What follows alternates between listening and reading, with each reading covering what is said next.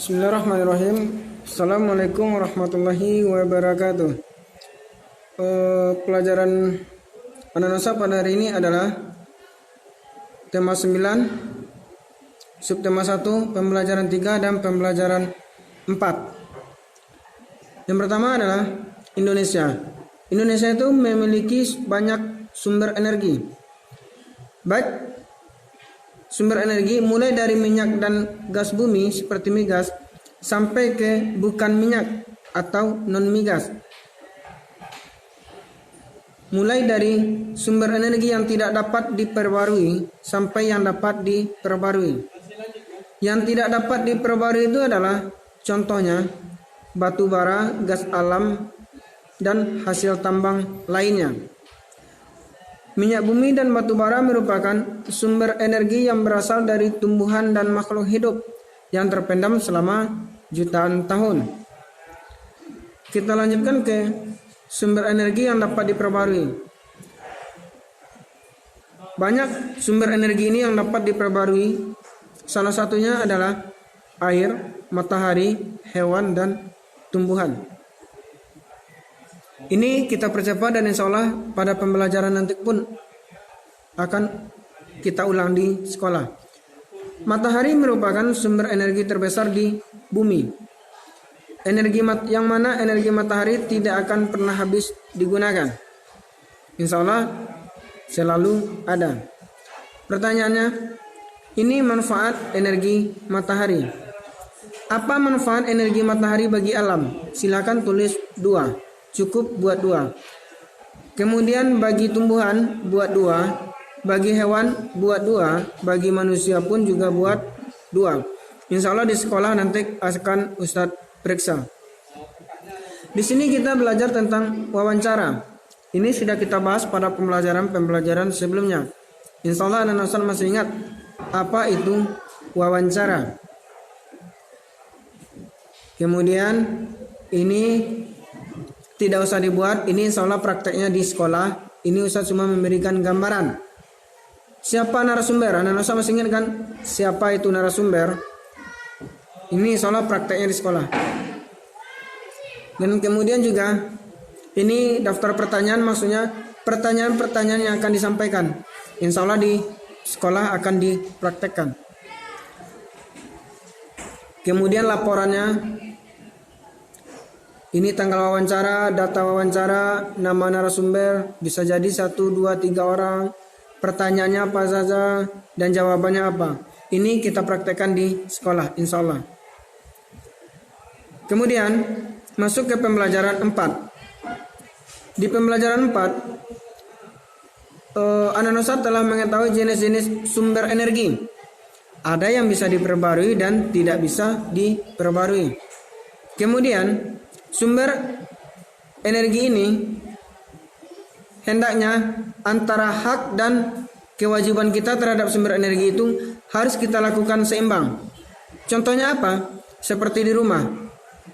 Di saat orang tua atau anak nosar mendapatkan hak seperti aliran listrik, otomatis orang tua atau anak nosar juga berkewajiban membayar tagihan listrik. Jadi itu yang dimaksud dengan antara hak dan kewajiban kita laksanakan secara seimbang. Lanjut, hemat energi dan hemat biaya. Lihat, ini ada anak yang lagi tidur, sedangkan di depannya televisi masih menyala. Pertanyaan Ustaz, apakah ini hemat energi atau boros energi? Otomatis ini adalah boros energi. Matikan TV jika tidak ditonton. Hemat energi, hemat biaya contohnya, kalau penggunaan energi listrik di rumah itu hemat, otomatis biaya listrik pun akan berkurang.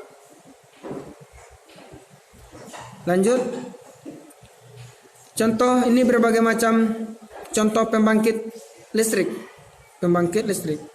Ada PLTA, pembangkit listrik tenaga air. Ada PLTS, pembangkit listrik tenaga surya. Ada PLTU, pembangkit listrik tenaga uap. Yang mana kita harus berhemat dalam menggunakan listrik. Lanjut, mulai sekarang dan selanjutnya anak-anak Ustadz diharapkan untuk hemat energi listrik dengan ini caranya. Tidak menyalakan lampu pada siang hari kecuali diperlukan. Lampu dinyalakan maksimal 10 jam setiap hari. Mematikan peralatan elektronik jika tidak digunakan dan menggunakan listrik seoptimal mungkin. Ini contoh dan sebagainya akan Ustaz jelaskan juga nanti di sekolah. Silakan ini Nana Ustaz buat. Mengapa kita harus hemat energi? Pindahkan ke catatan. Coba jelaskan dengan hemat energi, maka akan hemat biaya. Tadi sudah Ustaz jelaskan di atas. Bagaimana cara menghemat energi? Lihat pada buku yang bagian atas. Ini tidak ada cerita, kita lewatkan. Berikut hak dan kewajiban setiap warga negara terhadap sumber energi. Hak dan kewajiban kita terhadap sumber energi. Kewajiban terhadap sumber energi. Nih. Kewajiban manusia terhadap sumber energi. Menghemat energi dengan menggunakan seperlunya, memanfaatkan teknologi dengan peralatan yang ramah lingkungan, menjaga kelestarian alam, melakukan reboisasi, menggunakan energi alternatif, dan sebagainya. Apa hak memanfaatkan sumber energi? Nih.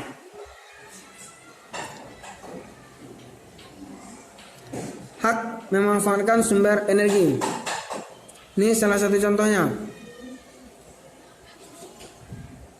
Jika hak dan kewajiban terhadap sumber energi telah dijalankan dengan baik, maka manfaat sumber energi pun dapat kita rasakan dengan baik pula. Manusia dan lingkungan. Nih. Otomatis anak-anak Ustadz, orang tua, kita semua manusia hidup di dalam lingkungan masyarakat. Lingkungan itu sangat penting dalam kehidupan kita. Kalau kita tinggal di daerah yang masih banyak pohon, otomatis udaranya sejuk. Kalau kita tinggal di daerah yang sudah tidak ada pohon, otomatis sudah panas. Kesimpulannya, kita itu harus bisa menjaga lingkungan kita. Kemudian manusia dan lingkungan. Lingkungan memiliki daya dukung bagi kehidupan. Ini agak terlalu ini, insya Allah biar Ustaz jelaskan di rumah.